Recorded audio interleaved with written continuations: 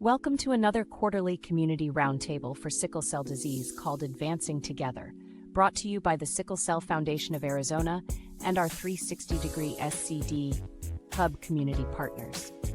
Today's event, honoring and celebrating Black History Month, is a hybrid event where we are hosting both in-person participants at the historic Dunbar Pavilion located in Tucson, Arizona, and broadcast live to reach a broader audience across the state and beyond, as we connect, empower, educate, and advocate for those families living with sickle cell disease.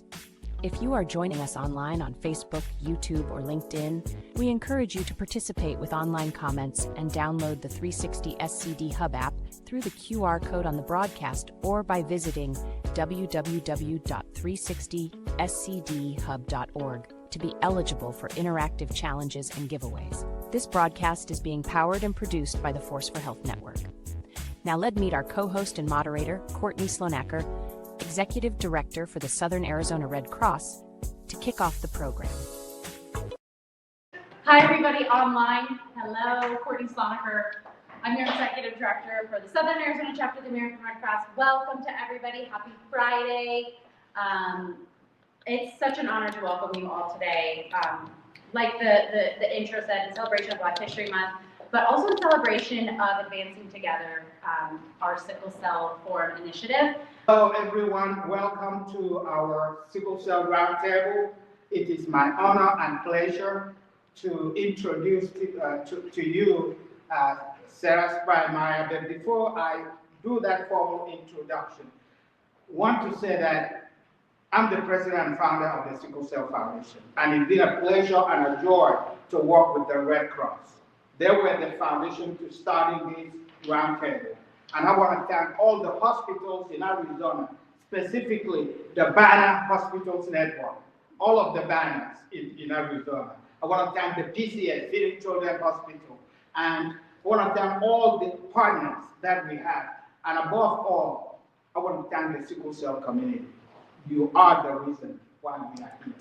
And to that extent, I want to thank Sarah for assuming the position of the chair of our board of directors. She is an amazing, amazing person. I can't talk enough about her. She's an inspiration to me. I depend on her guidance, and the Sickle Cell Foundation is going to grow through your leadership. Welcome. Thank you. Thank you, Moses, and hello everyone in the room.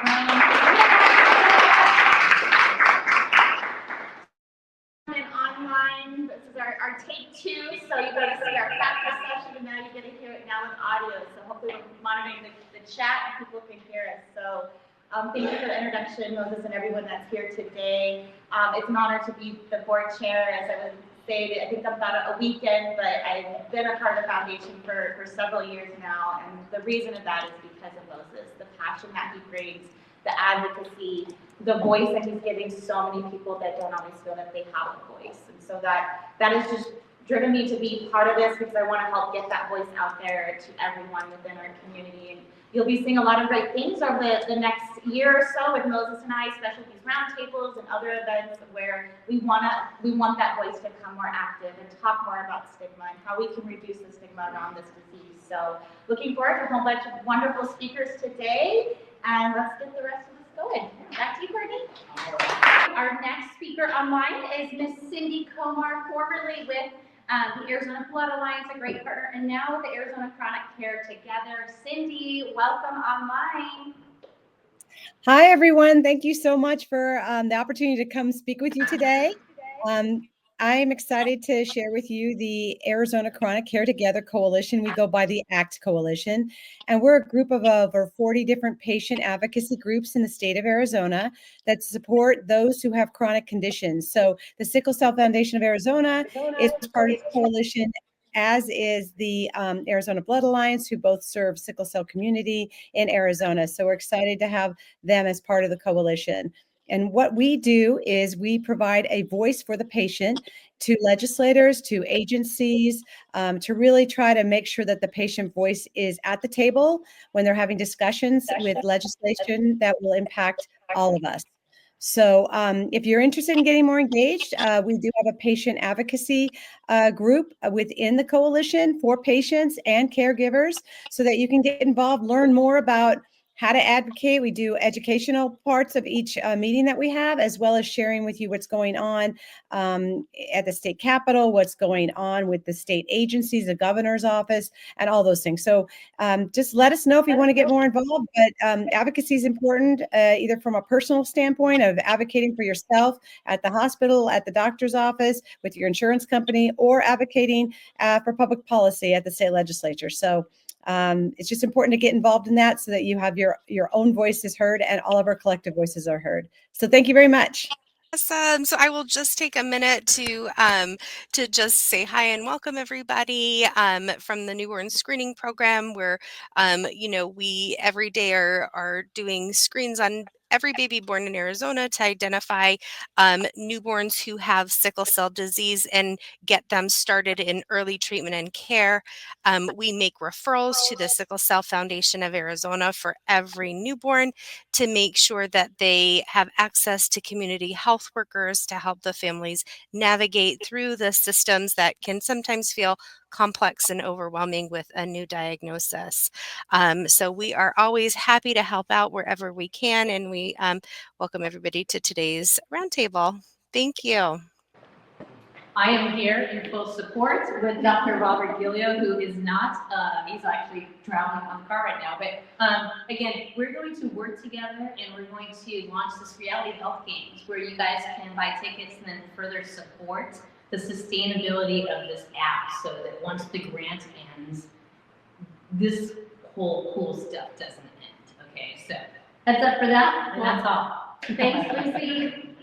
If you haven't downloaded the app, please do it.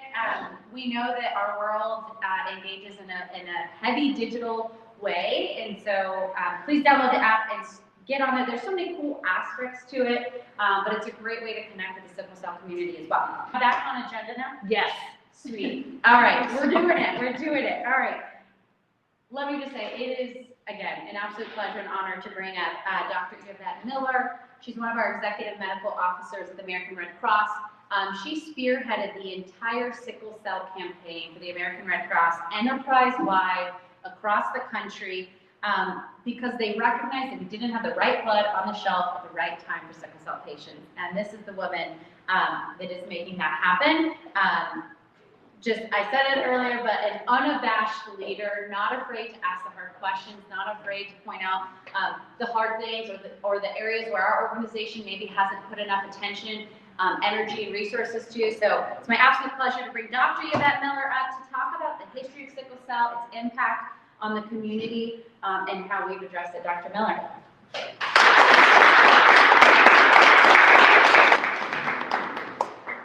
Sorry. So, good afternoon, everyone. It is such a pleasure to be here. I'm not a podium chick, so it's hard for me to stand still. It's just been joy working with Moses and Courtney and Samuel and Crystal and all the folks who have put this particular event together, but working with them over the years just shows how much this community is committed to meeting the healthcare needs of this patient population, as well as all patients. My second post with the American Red Cross was here in Tucson. I was the medical officer for the Arizona region until 2000. I moved away in 2011. So Arizona is really my second home, so I love being here. So I'm going to start out a conversation that is rarely heard about the American Red Cross and its history of segregating blood. So how this story unfolds is that in the early 1940s, at the beginning of World War II, we knew that we were going to have to provide blood and plasma to the war theater. And so at the time, the American Red Cross, we didn't collect blood to the degree that we collected now, but we were the primary blood collector in the country.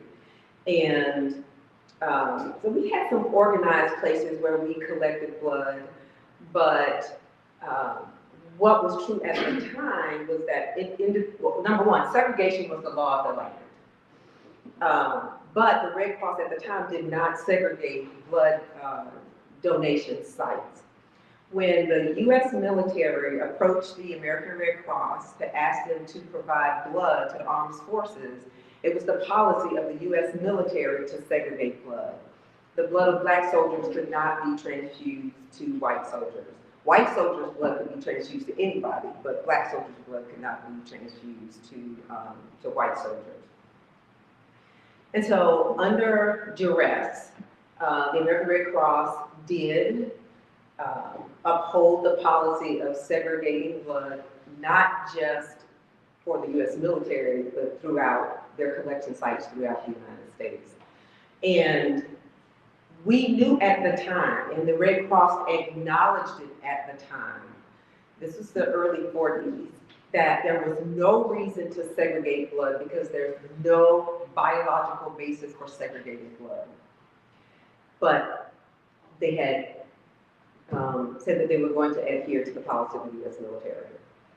And Mary McLeod, I think most people in here have probably heard about the civil rights leader, Mary McLeod Bethune, and other civil rights leaders of the time came to the American Red Cross and basically said to them what I'm saying now is there's no biological basis for segregating blood and it needs to stop. And they even, Mary McLeod Bethune and other civil rights activists actually got Eleanor Roosevelt and other people in the government involved, but they were powerless against the laws of segregation in this country. So until 1948, the Red Cross continued to adhere to the policies of segregating blood. The Black community and other folks who supported the Black community boycotted the American Red Cross, so we did not donate blood, as well as there were financial boycotts, but the larger community really adhered to and provided services to the American Red Cross. So in 1948, finally, the American Red Cross made a decision to stop segregating blood. It was a national policy to stop segregating blood. But because there are literally hundreds of Red Cross chapters throughout the country, the chapters were run by local leadership. And so those chapters basically could do whatever they want. And so for many parts of this country, particularly in the South, chapters did not stop segregating blood until the late 50s and some of them the early 60s. So there are people today, alive today, who remember when the Red Cross segregated blood. And that is one of the reasons why it has been difficult for the Black community to trust the American Red Cross under any circumstances.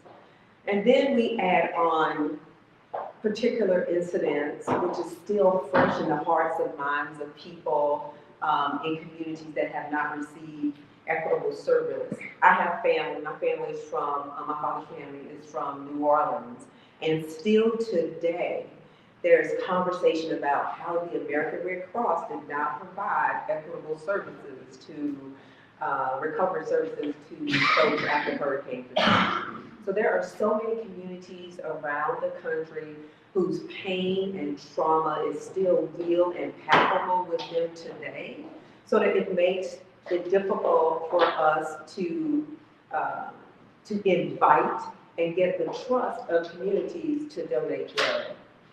So one of the things that we did, we came to understand that the Red Cross asking diverse communities, the Black community, the Latino community, LGBTQ community, Asian communities to donate blood, because in many of those communities we are not a trusted source. So we came to understand immediately that we would have to partner with organizations in the community that were trusted. And then once those partnerships manifested themselves and showed that the Red Cross can be trusted because we are partnering with organizations that you trust, then it became easier, and the partnerships just grew and grew. And so next, July the 1st will be my 30th year working for the American Red Cross. And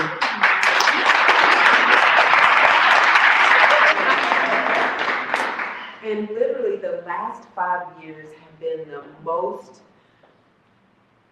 welcoming and loving and generous, back and forth exchange between the community and the American Red Cross I have ever seen. And that's because not only biomedical, so the Red Cross is like 5 or 6 lines of service: disaster services, training services, biomedical services. But biomedical services has been the leader in showing the organization how to partner with organizations in the community to get our work done. And it's just been a blessing to be in this space. And so that was just the overview of what we're getting ready to talk about now, is the importance of partnerships. But I needed for you all to know the back history of the American Red Cross in terms of segregating blood, as to why it became really, really difficult to invite communities in a trusting way. Thank you, Dr. Miller.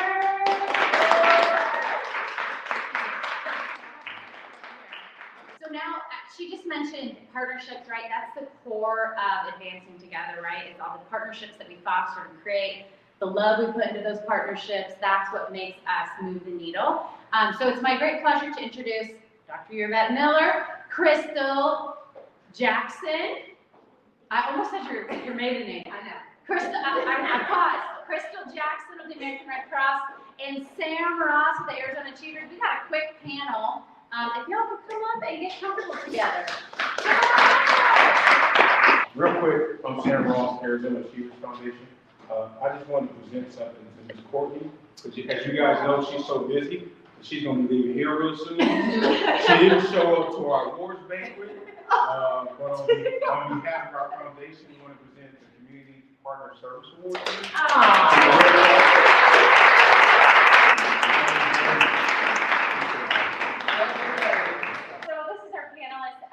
My first question for everybody, and then Crystal's going to go ahead and take over, is can each of you talk about the importance of partnership, but like how do we get there? I think it's easy to say we need partners, and all of us probably in this room know we can't do our work, any of our missions without partners. But from your perspective, Sam, thank you for this generous, kind award and making me blush, and this will be cherished in our chapter forever. So we'll turn it over to you guys. Chris, we'll start with you. Education, definitely education. Educating the community is big for me. When I was asked by the wonderful Courtney to join the Arizona Red Cross Sickle Cell Committee, that was a biggie for me. It's just educating the community at large about why it's so important to understand diversifying the blood, why it's so important to understand sickle cell, and just donating blood, period. Second, I would say relationships. Just establishing relationships. I feel like for me personally, I don't just ask the people that I partner with, I want to help them too. I want to be a part of what they do. So just keeping those relationships, establishing great relationships with the community so we can keep this wonderful message going on about sickle cell and why it's so important to understand it. Well, for us at the Arizona Achievers Foundation and partnering with the Red Cross and other community advocates, I would say the partnership starts with aligning goals, making sure that the partner goals are the same as our goals. A lot of times you try to partner with the partner and they're going this direction, you're going that direction, and there's no alignment. The second thing would be trust. I think Dr. Miller talked about trust in the Red Cross. So before there can be trust, there has to be acknowledgement of wrongdoing. And so once somebody can acknowledge, hey, this is where we failed, however, we recognize that and we want to move forward, that's helped our foundation move forward and really be a big proponent and community partner for the Red Cross, because now we can go out and the community can hear from us, who may be more a trusted source than maybe other people like Red Cross or American Heart Association. So when you hear from us and we're championing, the sickle cell and blood, donations, that's a lot more alignment with the community and makes a better partnership for us with the Red Cross. And so for me, just like Samuel mentioned, trust was the very first thing that we had to address. And as he already said, you know, when a relationship is broken, and we know how the relationships go in our personal lives, when a relationship is broken, the first thing that you have to do is rebuild that trust and be able to have that believability that you will honor your word. And so that was the first work that we did when we started. So we have an initiative called the Sickle Cell Initiative that focuses on encouraging and supporting the Black community to donate blood to meet the transfusion needs of patients with sickle cell disease. But it called for us to really apologize for the damage and the trauma that we have caused to the Black community and diverse communities for 80 years, basically not inviting them in the same way that we invited the white community to donate blood. And still today, over 80% of the blood donated in this country is donated by white people. In general, that's not a problem because we share so many common antigens, you know, because, you know, you take those ancestry tests all the time, you know, but they're still not going to tell you know, what your true heritage is because we just don't have that DNA and you don't have that kind of detail. So we're all of mixed heritage.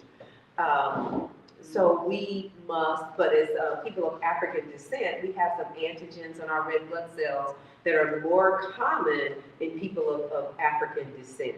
So for about a third of patients with sickle cell disease, we will find their most compatible unit of blood in someone who is of African descent.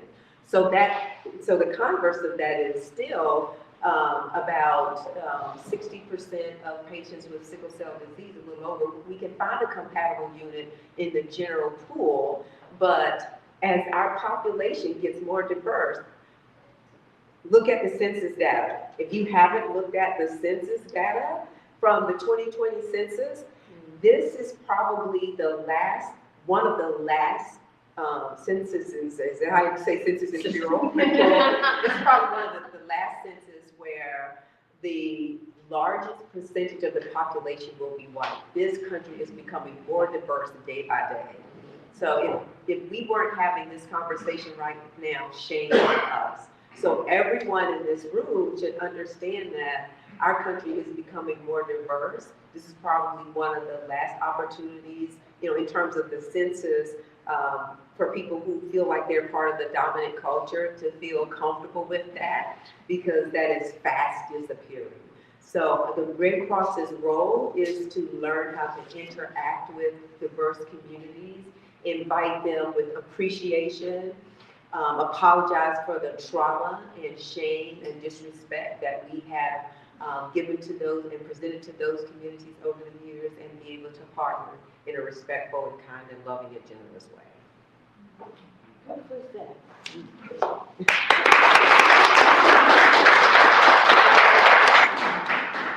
So, Courtney, let me take over, guys. So it's my turn. We're tag teaming this today. But what I do want to do first is honor Courtney's wish right before she left. She wanted me to share something about Black history for me that is about this event and about sickle cell. And one thing I never ever forget when it comes to anything blood is the gentleman who pioneered this for the American Red Cross, which is Dr. Charles R. Drew. I can't say enough about him. I'm like a kid more in Christmas when I get to talk about him. I actually do host blood drives every year. Last year was my 7th year doing a blood drive in his honor and his memory. Because if it wasn't for him, we wouldn't be up here today. I wouldn't be able to do the job that I'm doing, and we wouldn't be collecting blood if it wasn't for Dr. Charles R. Drew. So I always want to give homage to that gentleman because, again, if it wasn't for him. And also just let you know, in 1941, he was the first medical director in New York City of a Red Cross blood bank. And that's important for people to know as well. And then I'm going to ask you two some questions, and one of them has to do with Black history. So, Sam, okay, I'll let Dr. Miller go first. Ladies first. So, can you talk about how you have used history and understanding of history, good or bad, to advance your mission?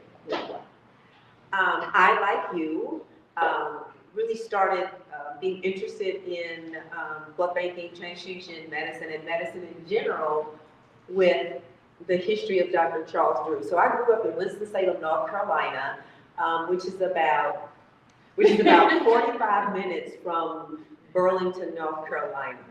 And Dr. Charles Drew was on, and two of his colleagues were on their way to teach some Black residents in Alabama. They were surgical residents, and every year he and his colleagues would drive to Alabama and teach them about surgery and whatever else they need to know about medicine.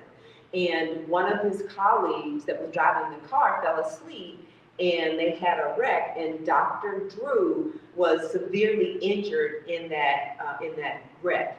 So one of the myths around Dr. Drew's death is that, again, we already mentioned segregation. This was in the 50s. And there was a predominantly white hospital that was close to the wreckage site.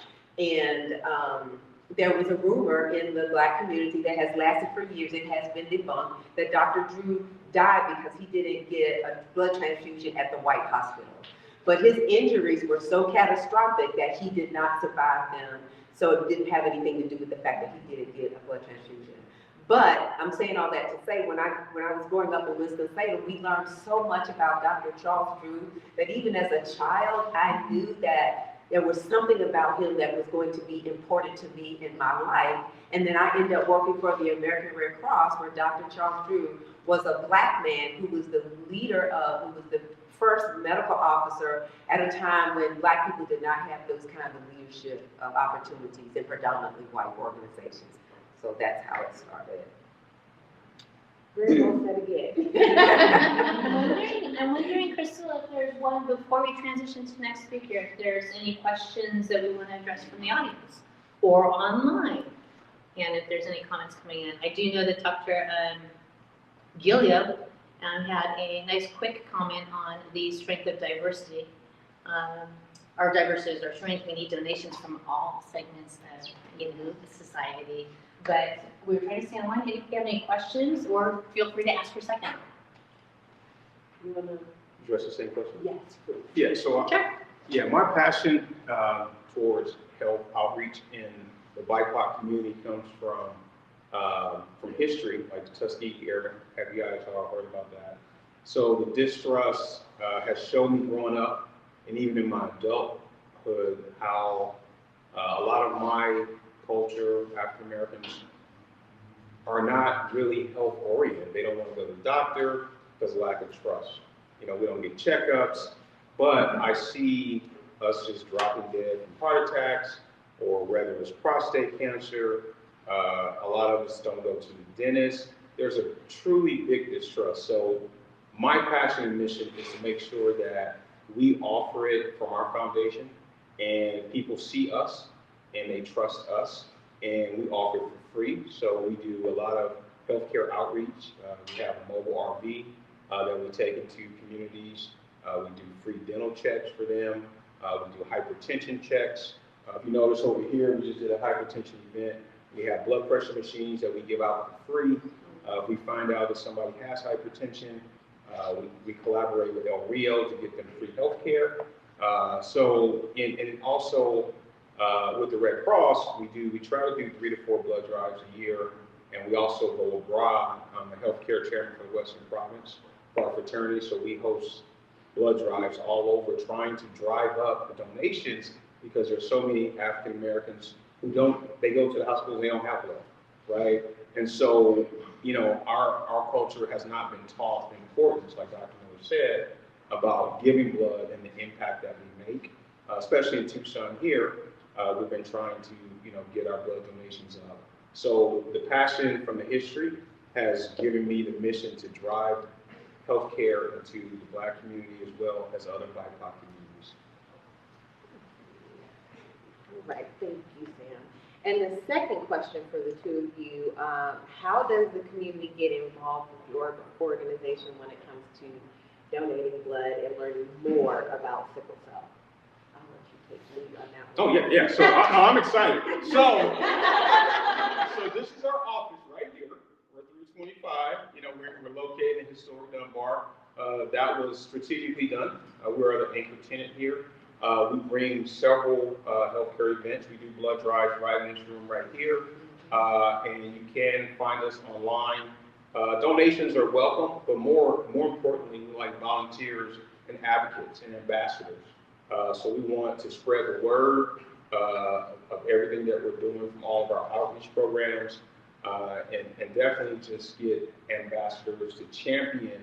And the champions look like me, they look like you, they look any type of champion. We need support from all communities. You know, we're not like, oh, we just need this community. We need all communities to help us champion this effort, because we're all one community at the end of the day, trying to save everybody, but we're in a certain niche that is not trusty, and we really want to get them as well and include them into being aware and saved and getting good health care treatment.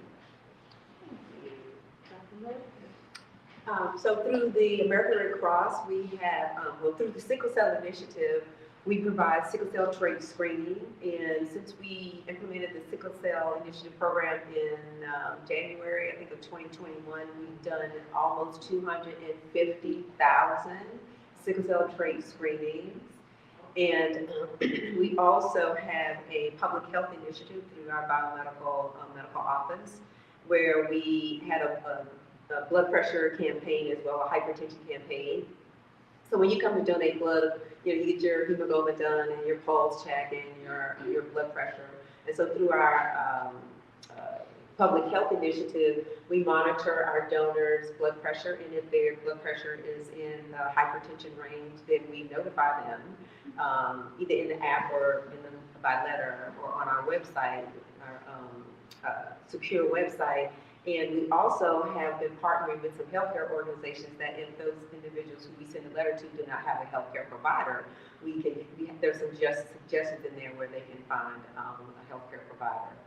And we at the Red Cross understand, again, how we have failed the community in terms of health equity and equitable access to blood donation.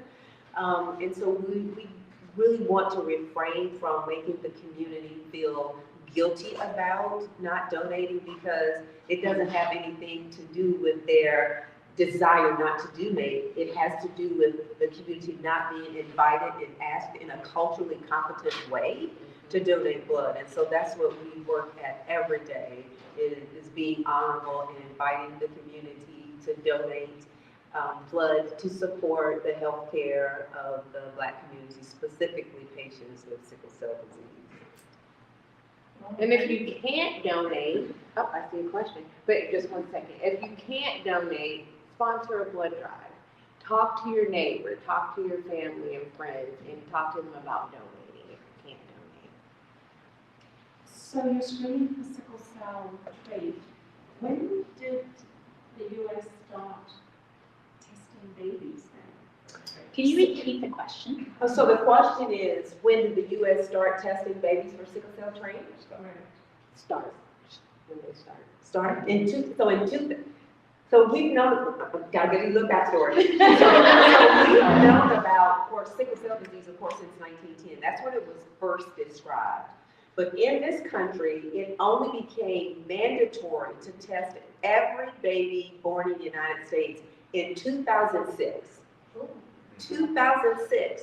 So generations of people, and anyone of any race and ethnicity can have sickle cell disease, because I like to describe it this way, which makes people scratch their heads. It's not a disease of genetics. It is a genetic disease, but it's a disease of geography.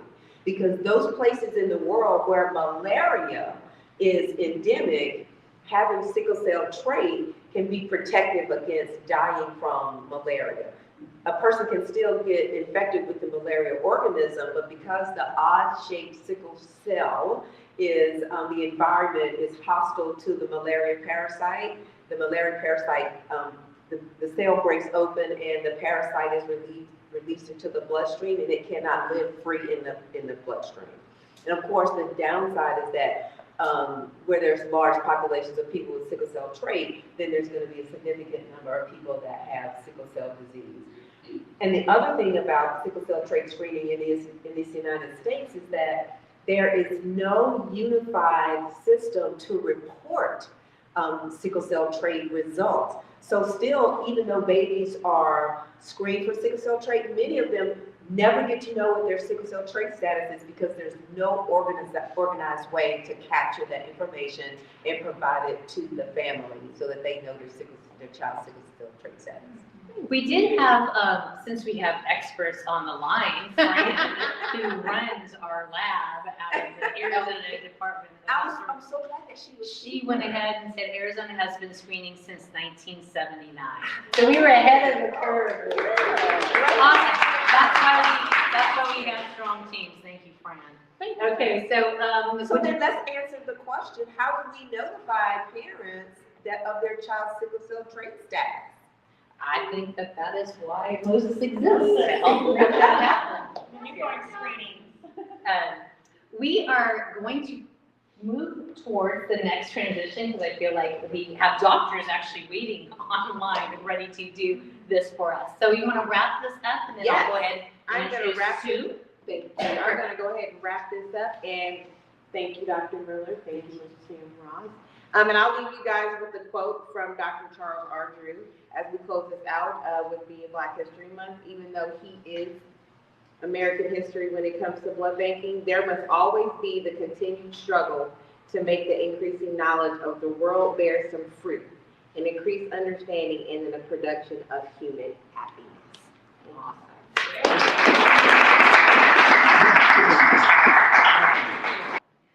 So next we have some, so that was basically for the general community. You know, what we're trying to do here is connect to the general community, families living with sickle cell, and then also the medical community. So now we are going to hear from Phoenix Children's Hospital about an exciting project that they have that directly impacts and puts a spotlight on our families living with sickle cell. So I'm going to go ahead and introduce Sue Pretzker, who will introduce our new speaker. Thank you. Excellent, thank you. My name is Sue Plutzier, as she mentioned. Thank you for the introduction. I am a special projects coordinator here at Phoenix Children's Hospital, and it's my pleasure today to introduce to you Dr. Maui Corman. Dr. Corman is a pediatric hematologist here at Phoenix Children's. She brings a wealth of knowledge and passion to every patient she serves, but she has a special interest in sickle cell disease. She is also the team lead for our Arizona multidisciplinary and multi-community partner sickle cell data collection project that we are working on, and she's going to introduce that to you today. Take it away, Dr. Corman. Thanks, Sue, for the nice introduction. I'm glad to be here. Thank you. You may move to the next slide. So I'll be talking about the sickle cell data collection program over the next few minutes. So there's no national surveillance system in the US for sickle cell disease. There are estimated to be about 100,000 individuals living with sickle cell disease in the US. Obviously, there are millions of people worldwide with the disease. And in Arizona, we don't know the population of patients living with sickle cell disease. Without having a robust surveillance mechanism, we've advanced quite a bit in knowing about the natural history of the disease, but there are gaps in our knowledge and its variable presentations in one patient to the next. We also need to improve our knowledge about how our patients receive care. And we also need to improve and understand how much better outcomes across our states. There is a lack of consistent scientific data to inform decision making, and that is certainly important for decision making that leads to health improvement. And so there is certainly a need for a national health surveillance system for sickle cell disease. Do you mind going back a slide, please? And so the CDC has been trying to do that for over a decade with a variety of different systems. I've listed them below. The system that is being done now is the SCDC, or Sickle Cell Data Collection Program.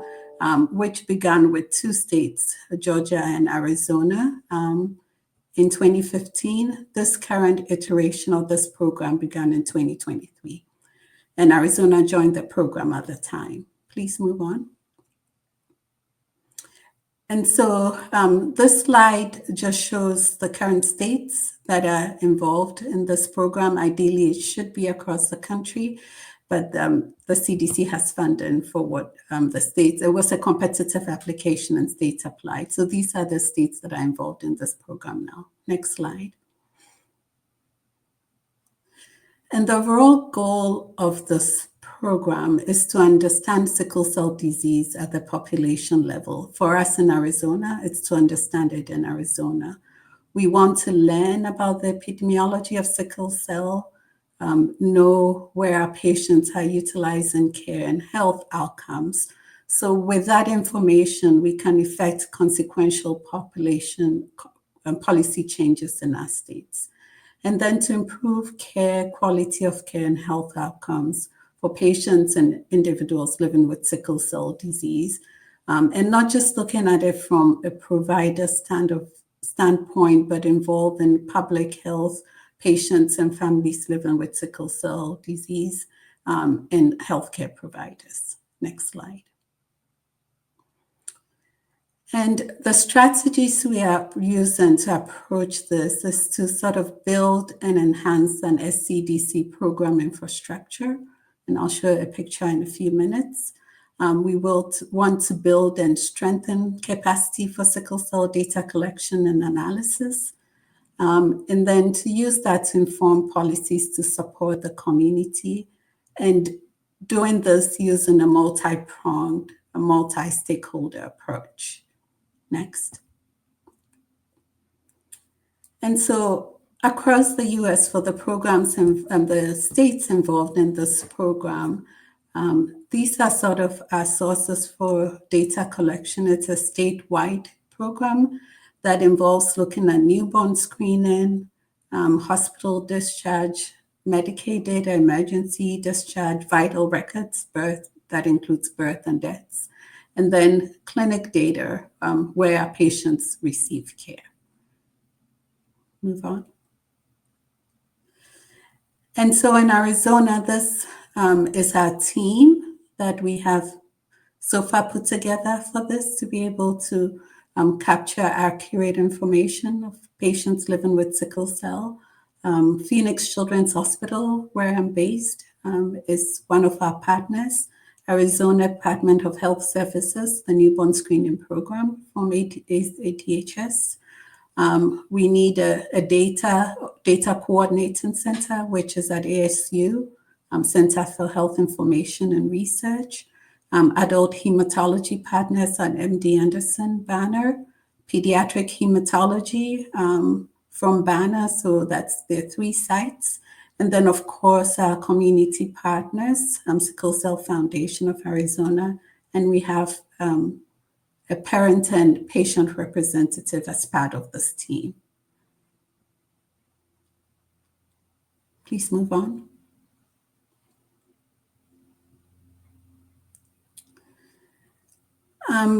And it's so important to us that we hear from the community as we collect and put together data.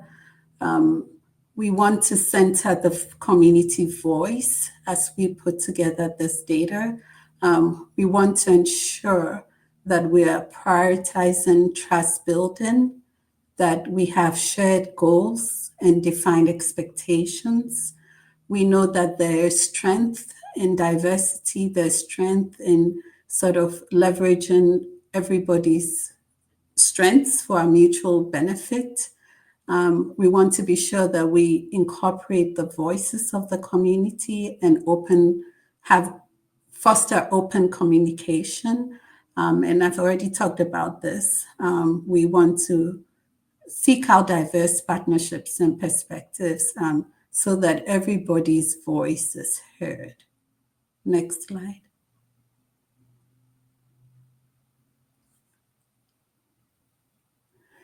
And so we've put together a team. We are in the process of building the database at CHIR, which eventually comes out as a de-identified database. We will know the patterns, but not who the individuals are.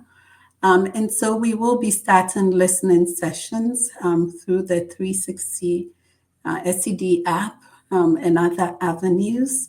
We want to gain feedback from families living with sickle cell disease in Arizona.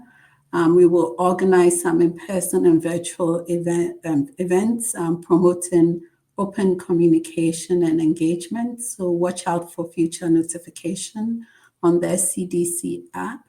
And I feel that sometimes we engage patients in our bigger cities who come to these events. And so we will be making extra effort once we have a better sense of the epidemiology and when patients are, to engage our healthcare providers and patients in not our bigger cities, but rural areas as well, and recognizing that there may be unique needs for health providers in that area. We hope to provide supportive educational sessions about sickle cell disease and assess resources that are available in specialty care. Next slide.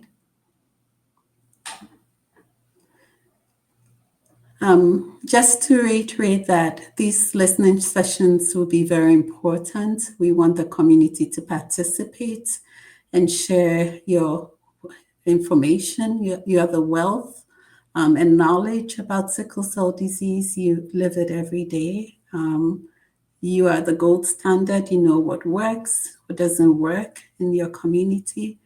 We want to hear both your successes, your challenges, to know where to focus future advocacy efforts. And to reiterate, it's not collecting and knowing about epidemiology just for knowledge's sake. We want to know where our patients are and where challenges are so we can advocate with data back in what we ask for. Next slide. And so please join our future listening sessions, share your feedback with us, and we will send surveys after these sessions to collect your feedback. Last slide.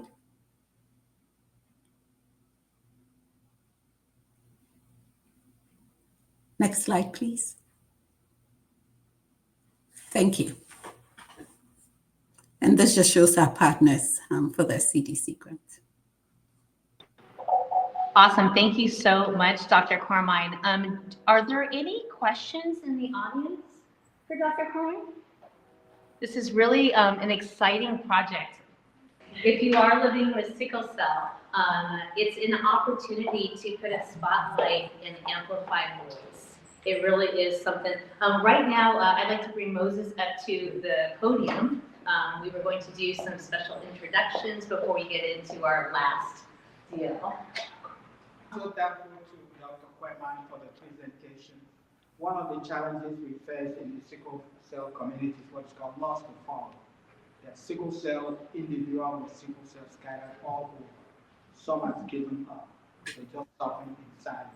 And besides that, we don't really know how many people really in Arizona have sickle cell. That's to Arizona disadvantage, because if they look around, they say, oh, there are 10 people in Arizona who have sickle cell. Who cares about Arizona? So we lost on all the support infrastructure which is available from the federal government and even the state government. As a matter of fact, sickle cell is not one of the 4 top chronic diseases in Arizona. You know, so you heard in the beginning about advocacy that Cindy is part of that effort. So reaching out and finding out. So if you know somebody who has sickle cell, please. I know when I said that my son had sickle cell or died of sickle cell, there are people who didn't want to shake my hand because they thought sickle cell was contagious. You know, so sickle cell is not contagious. You cannot catch sickle cell. You know, you kiss somebody, they will catch sickle cell. You know, so please share the word and promote, and that's what we're really trying to do. And can you bring attention to the comment that Fran went ahead and contributed? You can turn around and you can almost read it. See it? Yes, we received federal grant in what is called newborn screening follow-up grant. So every child who is born in the state of Arizona is screened. They send a blood sample to our precious Arizona Department of Health, and they test for all genetic diseases. And one of those is sickle cell. So I do have a question that I asked earlier. How are the parents notified of the sickle cell trait screening test results? We have not notified. I know there are over, when I last spoke with Fran, there were over more than 2,000 sickle cell trait individuals born with sickle cell trait. That aspect we're going to explore. That's the next phase in our work. Currently, we are concentrating on sickle cell disease. When a child is born with sickle cell disease, Arizona Department of Health will notify the hospital, notify the pediatrician, notify the hematologist, also send that information to us. So we will follow up. That's because sickle cell is follow up. So we'll follow up with the families and make sure that they keep the appointment. Also, we have a community health worker who is integrated, for example, here in Advan, thanks to that. Can you stand up? Yes. Tequila, go on up there. Yeah, come on. Tequila is a community health worker for the Tucson and Southern Arizona. So she's integrated with the hospital care team. And we follow all the procedures, HIPAA guidelines, hospital guidelines. Want to say something? Yeah.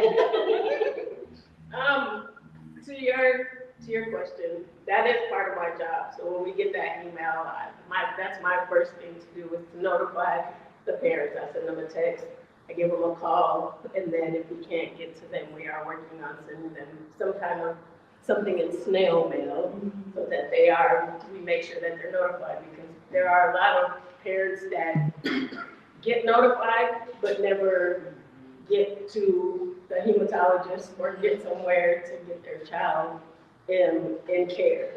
So, we're working on that, but they do get notified.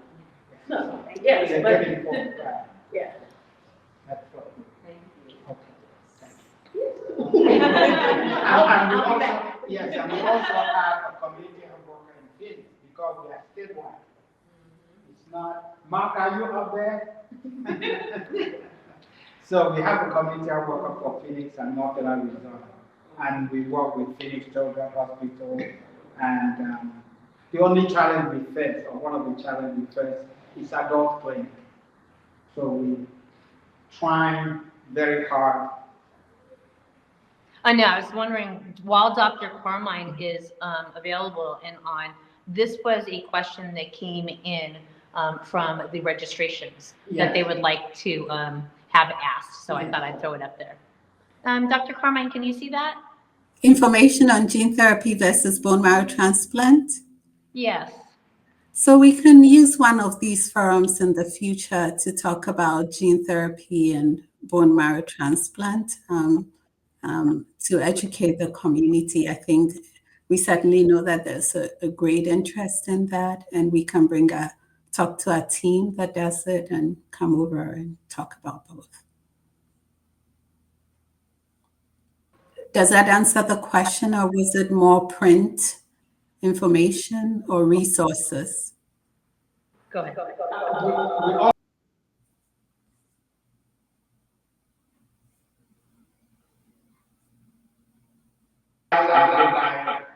We're happy to have Pfizer representative here. You want to say? Go up. Yes, Chanel, go up.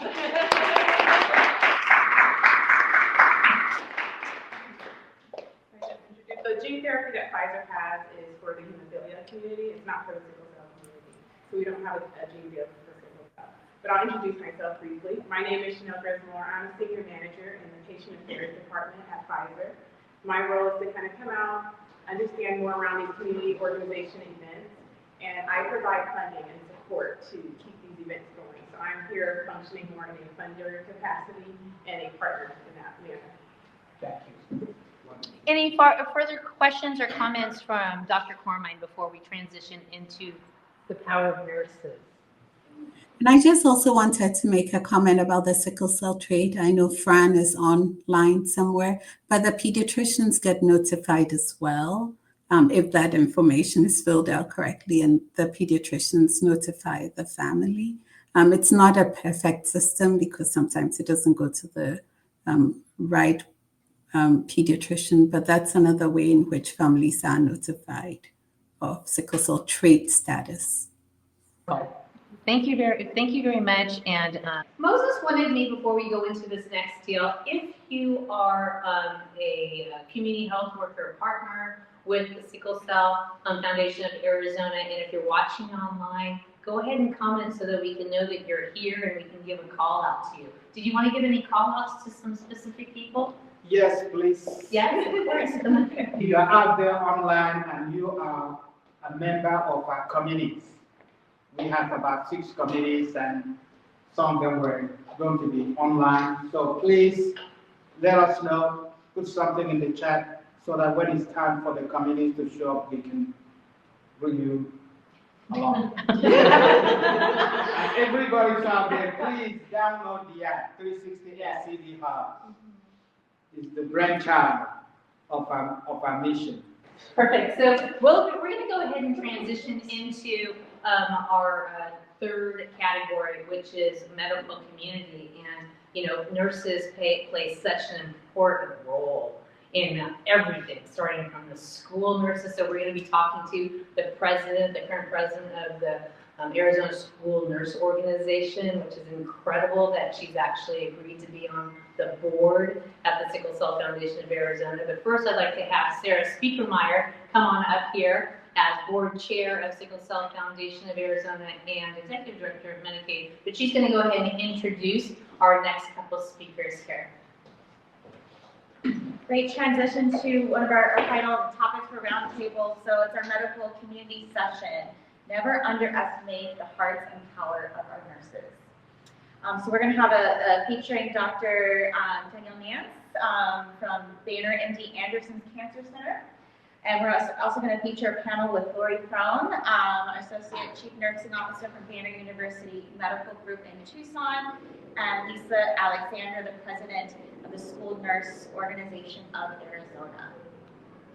Hey everyone, thank you so much for inviting me, and thanks so much for this wonderful opportunity to be a part of this excellent town hall and to be able to get a sense of what's going on out in the world besides what we're doing here at Banner. So just a couple of updates. Banner Health has been taking care of sickle cell patients now for a very long time. We did have an interruption in the sickle cell program that was at Banner University downtown. And as we are rebuilding the resources there for our patients day by day, we're also recognizing that it's not just about having physician leadership within the Banner system, but really working on training all the staff that are needed to support patients with sickle cell. So the patients with sickle cell have very unique challenges that few other types of patients have, including just the intensity of need when a sickle cell crisis strikes. So being able to help train all of the providers who might be involved in the care of a sickle cell patient, from when they show up in the ED to transition between the ED to the inpatient stay, and then being able to follow the needs of the patient when they're out of the hospital as well, and help coordinate their care and getting them to lung doctors and heart doctors and the different types of doctors that can help support a person's wellness when they are in between crises and hopefully able to participate in life fully with their families and their jobs and everything that they would want to do as part of a normal life. So, because we recognize that not every provider, nurse, physician, nurse practitioner, or physician assistant has had the opportunity to have sickle cell training, then we've been working on some nursing education programs. So these would be small 5 to 10 minute sessions that we would bring to the nurses several times. Several times over the course of several months. So being able to give them some tips and tricks on what does sickle cell mean? What type of pain medicines help with sickle cell? Is there anything else we can do? Can we do other things to help support our patients, like heating pads and appropriate fluids, and what kind of supportive things can we do to help our patients? So, utilizing really like developing multimodal ways to take care of patients when they're in the hospital, and then training our nurses on that. So we're in the process of still developing that program for our nurses. We're doing the pilot project out at Banner Gateway Hospital. And then as we get that figured out, we'll hopefully be able to share that with our other hospitals around. The distribute or the number of sickle cell patients at Banner hospitals isn't super high compared to all of the patients that we see in the hospitals, but we know that sickle cell patients tend to stay quite a bit longer than some other patients just because of what's happening in their bodies and how challenging sickle cell is on a person's body. So being able to kind of identify additional ways to help support patients is extremely important to those of us who are at the front lines of trying to deliver care. I was really happy to hear about some of the, I think some of the things that the um, transfusion services have been thinking about when it comes to justice and apologies for care that has been inconsistent or not being invited. And so as we're thinking about this as providers at Banner Health, our focus is really, about developing the competence that we need in order to take care of every patient who comes through our doors, and to figure out the ways that we need to do that, including developing cultural competence for all. As we're doing this, we're going to be able to invite some patients with sickle cell to assist in building that cultural competency as we're training our nurses and our other providers here. I'm really excited about that. Even in the first month where we've been using we call it a multimodal approach to pain management, it already seems like we're able to, reduce the days that people are in the hospital, even after just about 6 weeks of this little, program that we've been doing. So it's pretty exciting, and I'm really hopeful that we'll be able to share that with all the colleagues around the Banner system. Other news within the Banner system is how are we going to take care of patients when they're transitioning out of Phoenix Children's Hospital and the most excellent care that they have been receiving there, because they're adults, they're in their 20s now, and it's appropriate when you're in your 20s to move away from the pediatric hospitals into a more adult setting. And so that is, there are many big challenges there when it comes to taking care of adults. In the first place, adults are expected to take care of themselves even when they have, chronic and intensive medical care. And so there are, and then the other thing is that once a person is an adult, then it's up to them to identify a helper if they need a helper to help them manage their care. And so that's an extra person involved in the care. And so making sure that as individuals are transitioning, that we have all of these different mechanisms and different processes in place. So, do we have the right paperwork so that every patient who's coming from pediatric to adult setting has their support person there for every visit? Like, how do we make sure that happens so that the recommendations that we have, the person who has the condition has the right support in order to be able to get those recommendations built into their lives and really make sure that what we intend to happen makes it all the way through the process to actually happening. So those are some challenges that we know exist and that we're working on getting set up. So I think a lot of the folks here on SCD 360 have met or know of Naomi Newman, and she's just been such a bright burst of energy, and she's just kind of energy when it comes to getting things done, making sure that we're not letting anything fall by the wayside.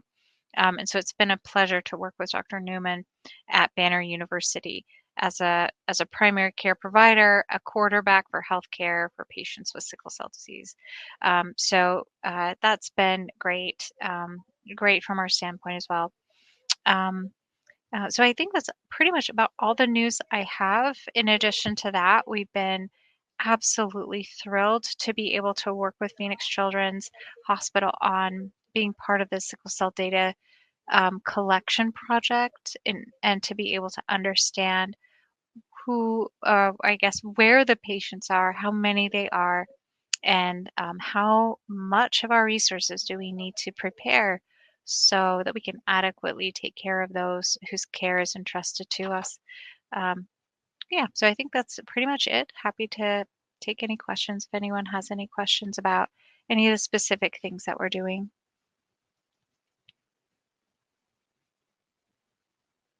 When does the training begin? So we're actually working with our nurse leadership now to make sure that we have all the people in place that we need. We're hoping that we're going to be able to start this training. We were hoping the beginning of March, but it's looking like towards the end of March when we'll be able to get everything started.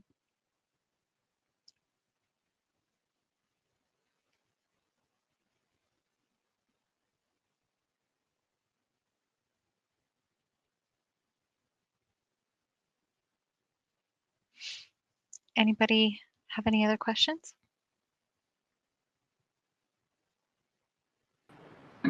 One last. What is the biggest gap with knowledge in SCD? Gosh, I would say it's misunderstanding regarding what a pain crisis really is. And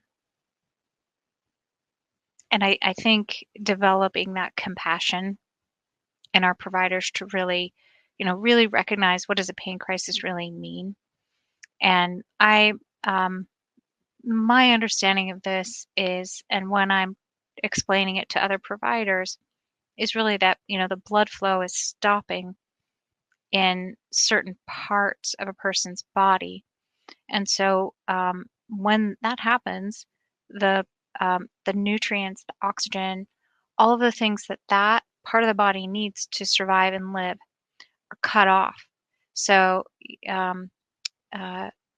during that time when the blood supply is stopped, the nerve endings become injured, frazzled, frayed, like an electrical wire that now has a piece of the insulation stripped away from it.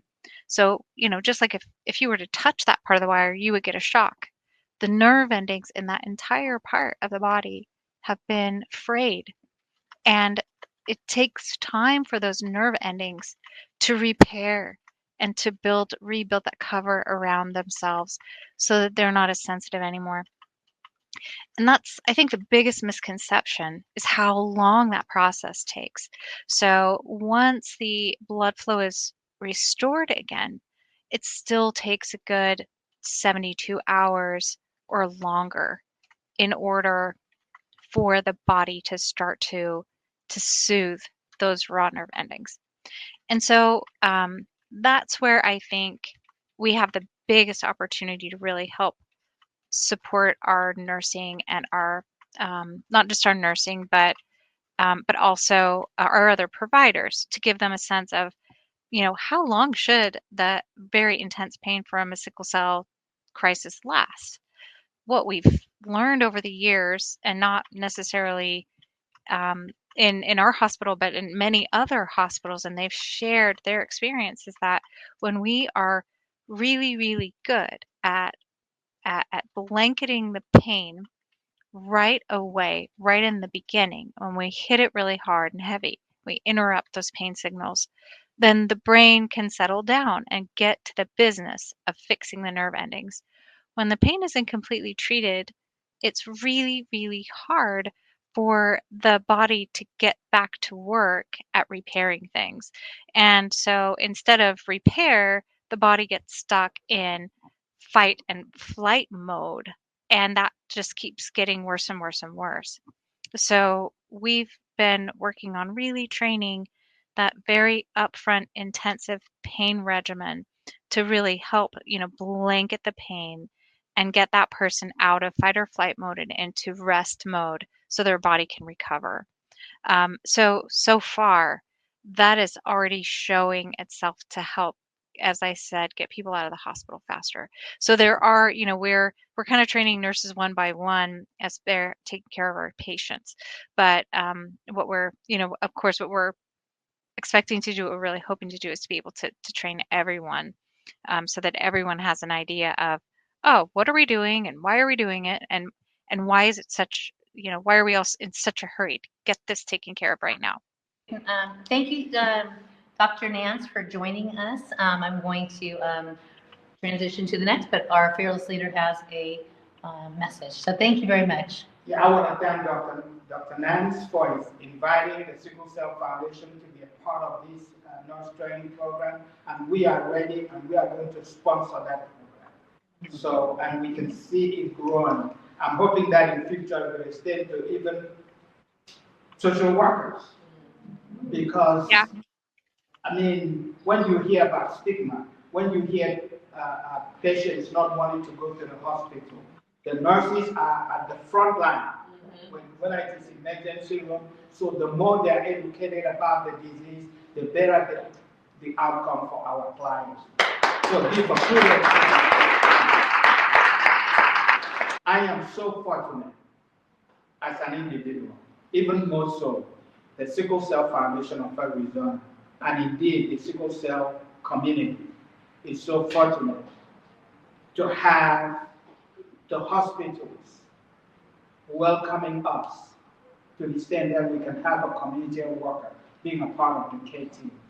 And from the first time that I was introduced to Lori Throne, the Chief Nursing Officer, she is amazing. I have to apologize to her in front of all of you, because there are times I said, can I call you? And she responds, and she said, just go ahead. So it's my honor and pleasure to introduce Lori Throne, the Chief Nursing Officer at Banner Medical University, and also a member of our board. Lori. And she's presenting with Lisa, so go ahead and introduce Lisa as well. Okay. And Lisa is the president of the School Nursing Association, Arizona School Nursing Association. You may not know how important this is for the sickle cell, for the kids who go to all these school districts. She has the inside scoop on these school districts. And so we are developing advocacy with her and Laura. Advocacy for our kids in school, advocacy for the mom, advocacy for the whole community. They are the leaders. So it's my honor again to introduce Lisa Alexander, who is also our board member. Lisa.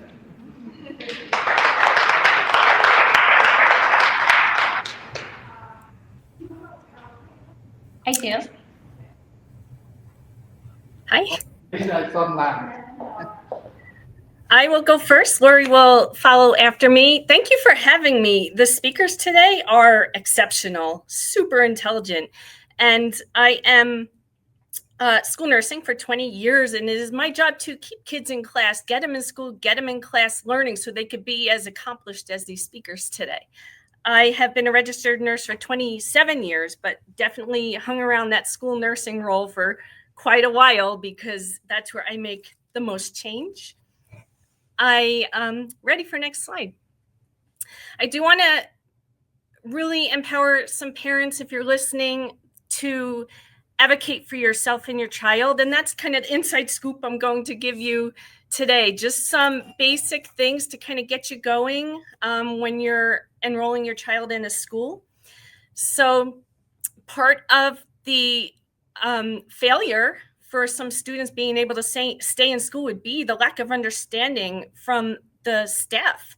Not every school has a school nurse, which, by the way, if you want to advocate for students with sickle cell, advocate for school nurses in Arizona. But not every school does have a school nurse, and that can be a challenge. But even if there is a school nurse, we just don't see as many students with sickle cell as we do with diabetes and asthma and students with seizures and stuff like that. So what you want to do when you're first enrolling before that start date is set a meeting with that nurse and explain everything about your child because you are the expert. And we need that to happen, and we want that to happen, and we want you to disclose to us that they do have sickle cell. Next slide. Another obstacle that we do see in the school setting would be a lack of doctor's orders. We do, like the other things I mentioned, diabetes, asthma, seizures, kind of you name it. We have doctor's orders come in from action plans, treatment plans, and things like that. When it comes to sickle cell anemia, I don't recall getting an action plan or doctor's orders, these bullet points or things I'd love to see from a provider. And these would really help. Of course, with a crisis, we want orders for exactly what to do. But when, day to day, there's things that other children can do that maybe they can't. And we want that in writing. And that will only help make sure that these things get done and that your child's more protected. Next slide. So if there is a school nurse on your campus, that nurse can write in what's called an individualized healthcare plan. An IHP. It can only be done by a nurse, but you will get with that nurse and he or she will write up some goals and interventions and things like that. And really the main goal is that your child's as free from harm as possible. And if something's identified, that it's taken care of quickly, efficiently, and precisely, really. And so it just has goals like, we're not going to see the child all day, but they need to drink. It's hot in Arizona. So we need to make sure that that teacher understands that they need to drink and prompt this child to drink every 30 minutes or whatever it takes. It includes plans for staff training and different things like that. If there's no nurse, you still need some sort of plan in writing so everybody's on the same page. And that other part of the slide here, that parent communication, it's the most important thing when we're talking about the partnership between schools and parents. We want to know what you want us to call for. We're, someone with sickle cell, we're going to call for every complaint until there's some parameters drawn up. And then, until the parents say, hey, maybe you don't have to call for every tummy ache, but do call for this, just please work with the nurse and don't be afraid to call and say, this is how I think we need it to go. Next slide. I mentioned IHPs that nurses can draw up as plans.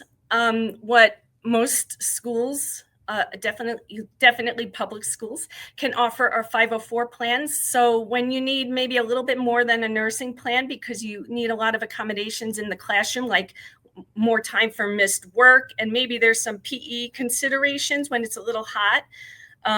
We don't want them to lose credit, so maybe there's an alternate activity they can do indoors, and tons of other stuff that a 504 plan can accommodate. Please advocate for that with your administration at the school. And that has to be followed by law to a T. So that's something that would be great to be in place for a student with sickle cell.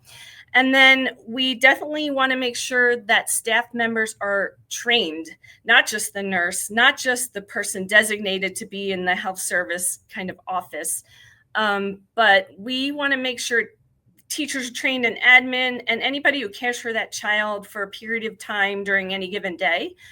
And, you know, there's a lot of students who come to nurses' offices. I think the record we have in my district is 101 in one day. But I have some schools average 60 to 70 a day. And then, of course, there's some that have a bit less. But I mean, we're seeing all sorts of things. And eventually some teachers might hold some kids back, like, no, you go every day, you can't go today. Deal with the joint pain, you know, I don't see anything. And so we need to make sure that teachers know you do not hold this kid back from visiting the nurse. So we need unlimited nurse office visits for whatever they say is wrong. And we need teachers to understand, please let them out of class to catch the water fountain. Please let them have whatever water they need inside the classroom. Please encourage them to drink, just tons of training so they're empowered to take care of your child as well. And then we need sub plans to make sure that if that teacher's absent, that the substitute has a full idea of what they need to do and monitor for that child. And then the nurse also needs some sub plans as well, just so in case they're absent, that they have a full understanding in case that child comes in. And I think that's about all I have for right now. I think I'll pass it to Lori, who is in person there. Thank you for allowing me to be here today. And I met and learned from every single person that got to speak today. And I met half of the people that I've worked with in the past or currently work with now. Unbelievable. Didn't expect to see so many friends here today.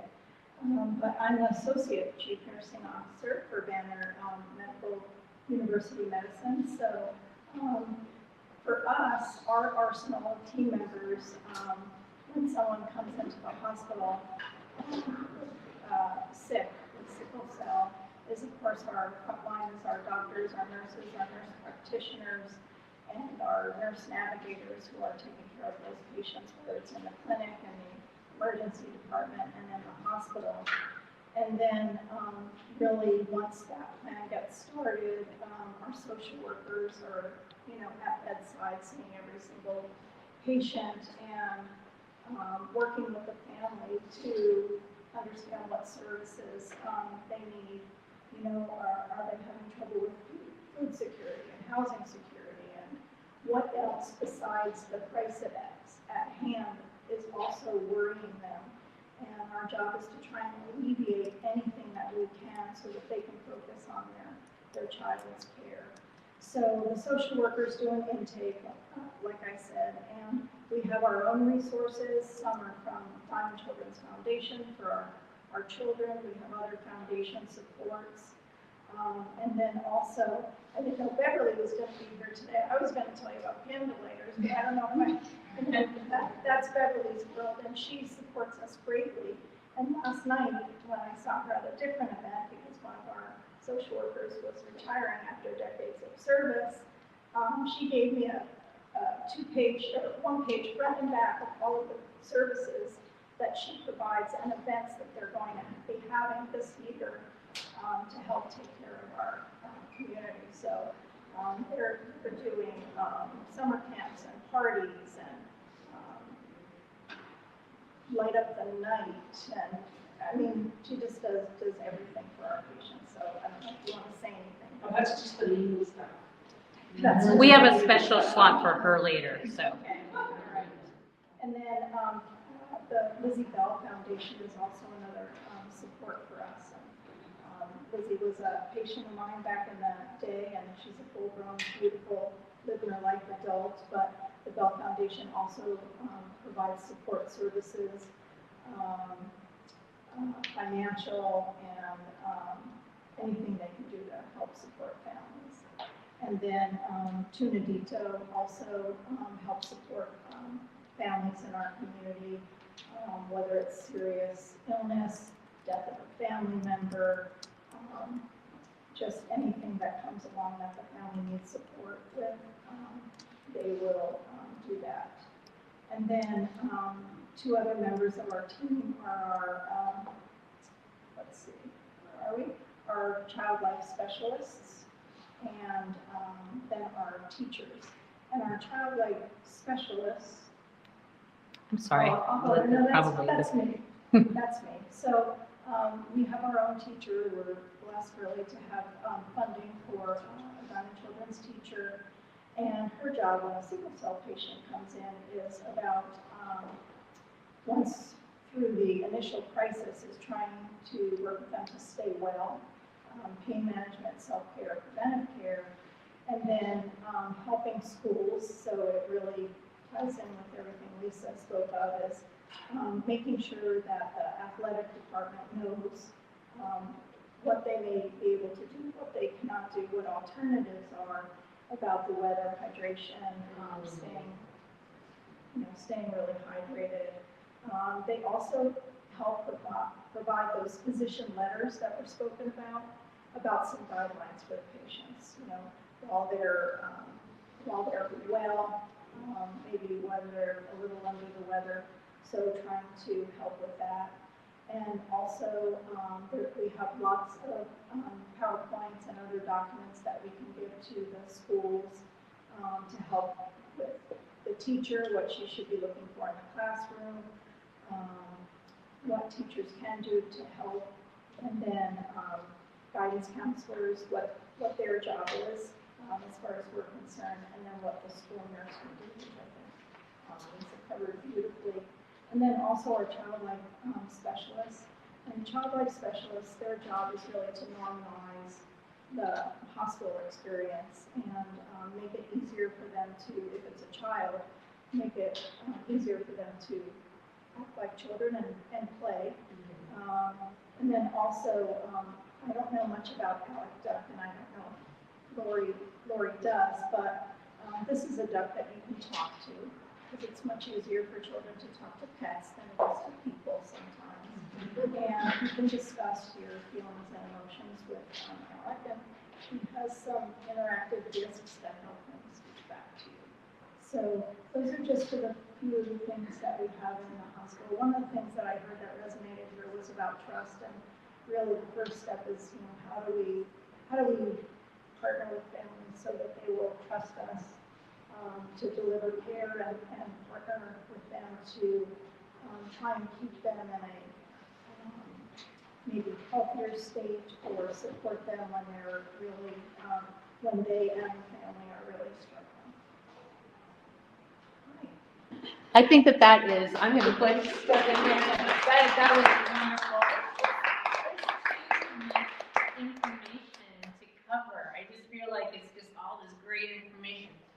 I just wanted to applaud you guys, because the whole education aspect for the teachers and the schools. I had the pleasure of meeting a young woman.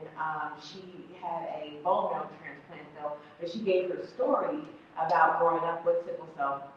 And one thing people don't understand is the cold is not their friend. And so she had an incident at school where the teacher thought she was like being defiant or didn't want to go outside, and she, and so I applaud you guys for that, because she had to have a classmate stand up for her. She was very young when it happened, and the classmate had to say she can't go outside because she, she could have, a crisis, or something could happen because she had sickle cell disease. So I applaud you guys for that. That's really important to do. Well, thank you, and that's for my family. So. Well, I think we're trying to stay on time. We're also going to take 4 or 5, but there's some fun things now. Moses, I'm going to invite you back up. Thank you, Lori. Thank you.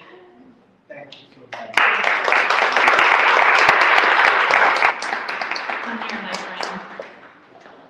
Okay, so on the agenda it says rewards and kind of cool stuff. And so, all right. How many minutes do I have? 1 hour? A special highlight award, and then we're going to give away some cool stuff. Okay.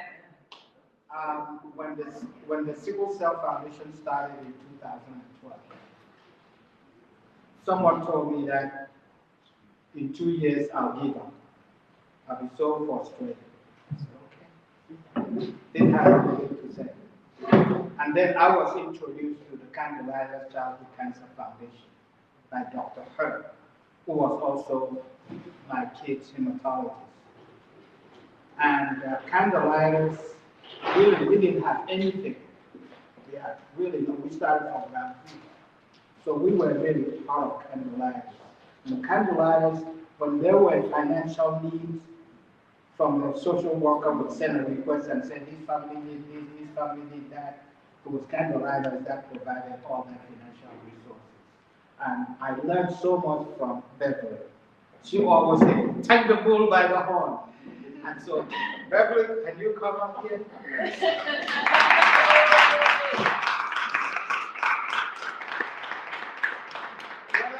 Whether it is the camp, she does it all. More than 25 years, she does it all. And she called me yesterday and said, I have a volunteer for you. I can't say enough about her.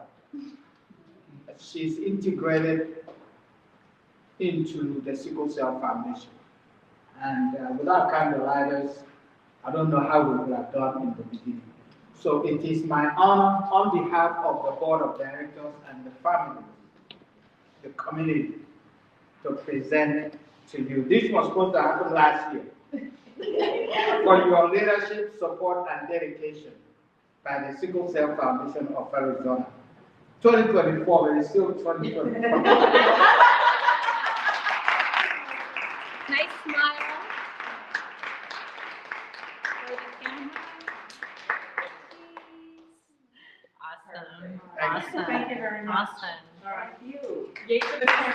Now, I'd like to throw some comments up here, and then I would like you to just address them, just because we've got some interaction here. So one of the comments was interesting. Throw that up there. You guys notice there's a little delay. Do you want to read it out loud, Moses? Most of the talk is about children and those transitions to adulthood. Is there anything on the sickle cell and aging? Ooh.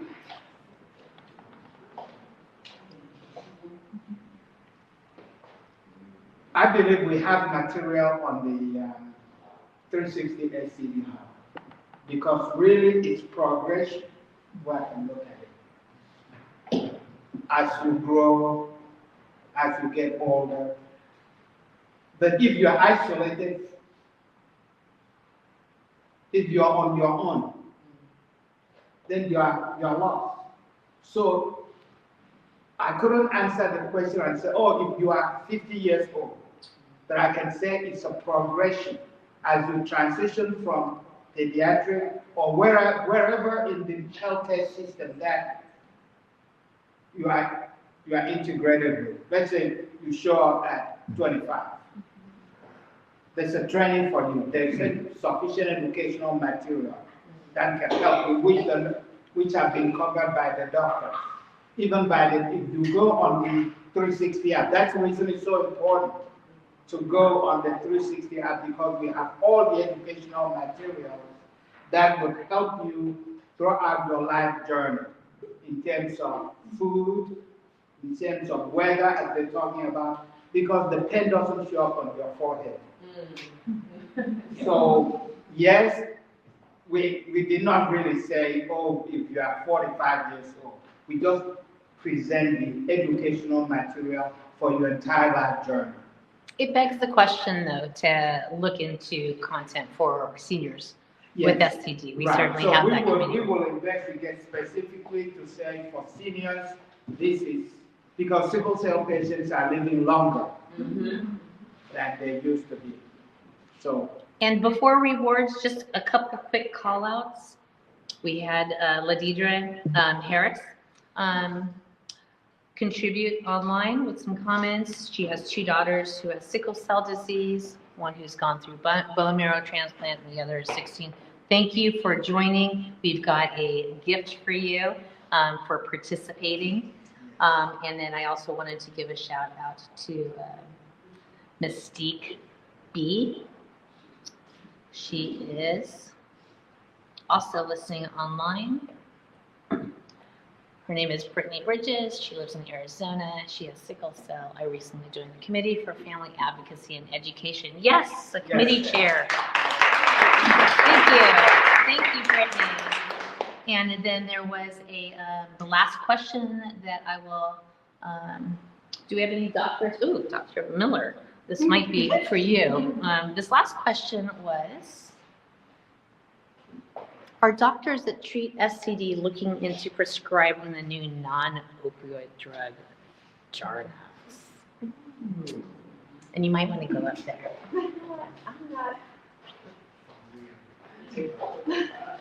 So I'm not familiar with that particular drug, but one of the things that sort of all I know is that it's in clinical trial right now. You can go up there. Okay. Sorry, I just learned about this a couple days ago. I think it's still in clinical trial, so I'm not sure if it's even available right now. But we can find out more information and put it on the app. Got it. Just wanted to bring some of those questions into light. So I do have a question, and I think you mentioned in passing self-care. So what kind of advice do you have for patients and families in terms of, you know, what kinds of things that they can do when they start to feel pain coming on or feel irritated or having, you know, just some difficulties that they can do in the moment to help maybe, you know, prevent a full-blown crisis. So when you mentioned self-care, what kind of things were you thinking of? I think you have to. I don't know that I mentioned that, but let's see what I could do with that. When it was either you or the person that was online, or the one that was the school nurse. Lisa, did you have something about that if somebody is starting to feel? Oh, she's not on anymore. Oh, not anymore. Okay, I'll see what I can do about that. Well, I would think that trying to get in a calmer space, a quieter space, a dimmer space, maybe some warmth, making sure that they're warm. Maybe Akila could even tell us more than anybody else, you know, from a nursing standpoint, but from a real life standpoint. I would think that just quietness, hydration, and warmth are just the things that I would say off the cuff. I don't know if that's what I would love to add, can I add one question? Yeah. We had brought at our monthly empowerment group meeting, we had invited a therapist to come and talk about self-massaging, okay, massage and all of that. I was just going to say, you know, the app actually has a tracker. And sometimes if you don't track, you don't know, right? And so when you have a pain crisis that's about to come on, or maybe you had one earlier, if you just track it, give it a severity, track what you were doing when the pain came on board, track what you did to alleviate the pain. Come back an hour later and give yourself another rating. Did it work? Did it make it worse? That's the type of data that actually is the tool that's inside this app right here. And I think that's one of the biggest things you can do, because you won't know what to do unless you know that maybe you're causing it 70% of the time because you're not hydrated or something like that. I just wanted to remind everybody that there's a tracker that can actually help that.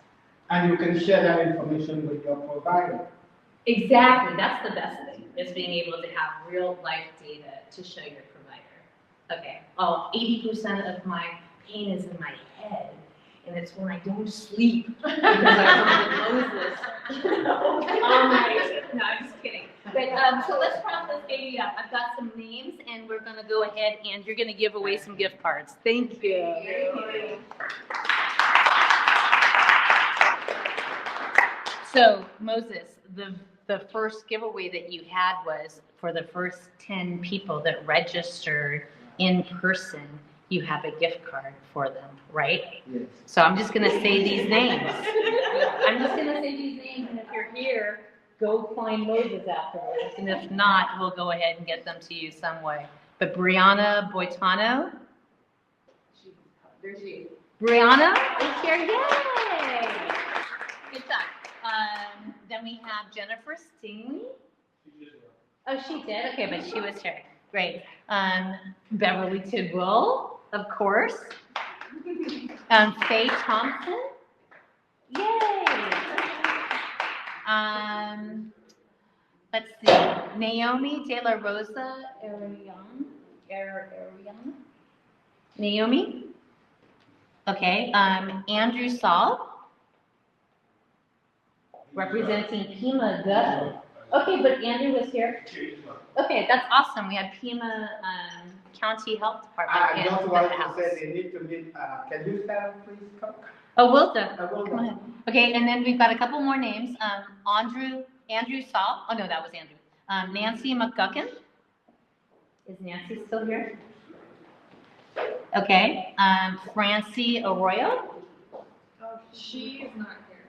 Okay. Well, we've got them listed here as winners, so they'll get emails.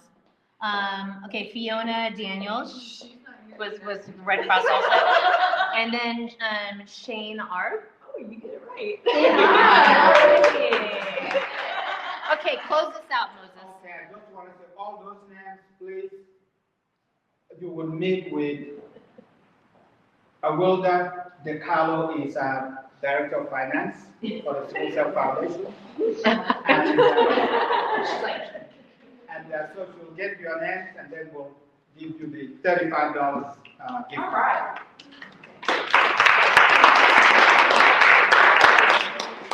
All righty, go ahead and close this out.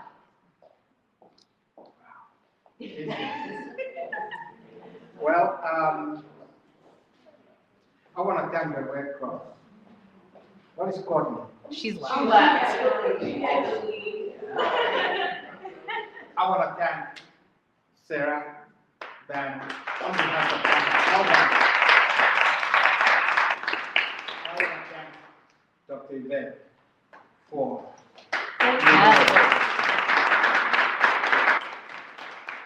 I want to thank Lori and Lisa and all those on the virtual, all of them.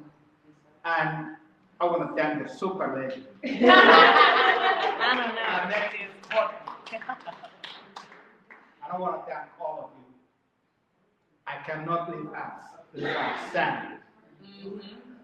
Hi Sam, can you come out here? I used to bring my kids to have a haircut. And someone told me about Sam. And finally, I made Sam. So we are so blessed to have Dunbar Pavilion working with us. I was always looking for, I said, where can we find a place where we can meet in person? Yes. We got it. Thank you. God bless you. You too. On behalf of the Sickle Cell Foundation of Arizona, on behalf of Banner Family of Hospitals, on behalf of PCH, on behalf of our board of directors, Force for Health, Dr. Gilio, Dr. I can't name people's names because I'm going to forget the name of the doctor. And of course, the Red Cross. Thank you so much for being here. Thank you for the hard work. We are going to have a big event in June. It's called African American Disability Conference and Chronic Health Symposium. It's going to take place in June. Actually, it's going to be nationwide.